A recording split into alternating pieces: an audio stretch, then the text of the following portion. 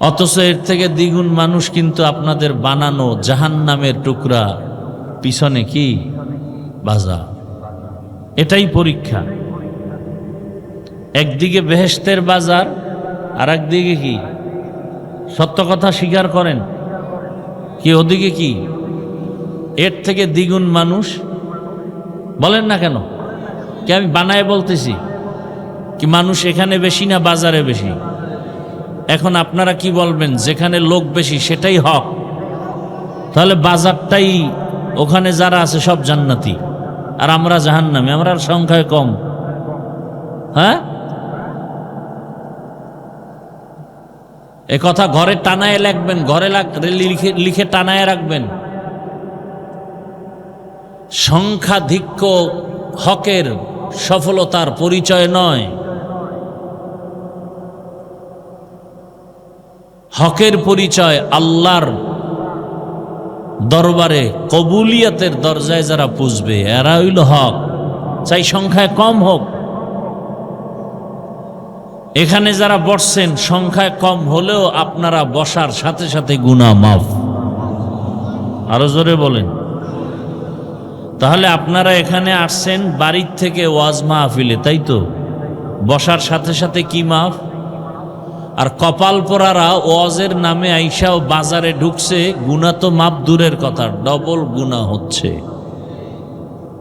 ওখানে মেয়ে ছেলেরা নাই, বেপর্দা নাই। নবীজি কি বলছেন? দুনিয়াতে সব থেকে খারাপ কি? রসুলের সহিহ হাদিস। সব থেকে খারাপ বাজার। এই মাইকের আওয়াজ যাদের কানে যায়, হেদায়েত থাকলে তারা ওখান থেকে বের হয়ে যাবে, বেহেশতের বাগানে আসবে। আর কপাল খারাপ হলে রসুলের বয়ান শুনিয়াও আবু জাহাল কালেমা পড়ছে, আর ওমরের মতো বান্দা রসুলকে হত্যা করতে আসিয়াও কালেমাওয়ালা হয়ে গেছে। এর নাম হেদায়াত, এর নাম সফলতা।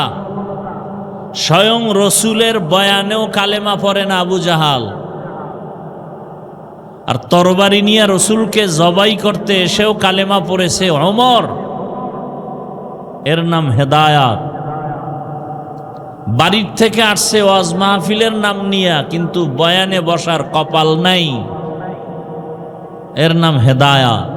কপালে হেদায়াত নাই। যাওয়ার সময় একটা বেলুন কিনে নিয়ে যাবে বাসায়, একটা প্লাস্টিকের মাছ কিনে নিয়ে যাবে।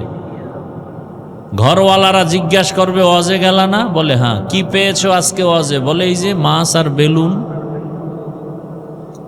হাসেন আপনারা? লজ্জা থাকলে হাসি আসে না, কান্না আসার কথা। আর আমি তো অনেক মাহফিলে বলি, মাহফিল দিবেন 1 ঘন্টা 2 ঘন্টার জন্য, বাজার কেন আলাদা? আবার আলাদা বাজার কেন? হ্যাঁ, যেগুলো সব সময় পাওয়া যায় না, আতর, টুপি, রুমাল, মেসোয়াক, পাগড়ি, জায়নামাজ, এগুলো সহসা আপনাদের হাতের নাগালে পাওয়া যায় না, হয়তো বড় বাজারে যেতে হয়। কিন্তু নিত্য প্রয়োজনীয় যা পাওয়া যায় এগুলো এখানে কেন? এমনকি খেলনার দোকান পর্যন্ত ওয়াজের প্যান্ডেলে। লজ্জা থাকা দরকার।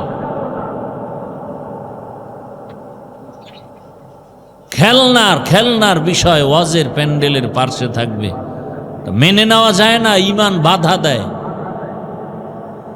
এমন একটা অবস্থা আসছে যে এগুলি বলবে বক্তা বাদ দাও, আমাকে আকাম বাদ দেওয়া যাবে।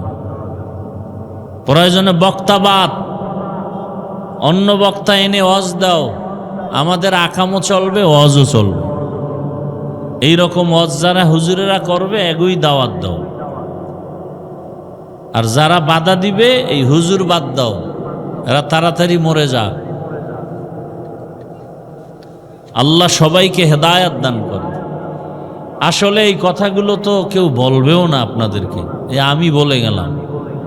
কেউ এটি বলবেও না, চিন্তা করবে আর দাওয়াত দিবে না, নাইলে কমিটি মনে কষ্ট পাবে। কত চিন্তা করে বয়ান করবে। আর আমি তো বলে গেলাম। আল্লাহ আমাকেও হেদায়াত দান করেন, আপনাদেরকেও হেদায়াত দান করেন।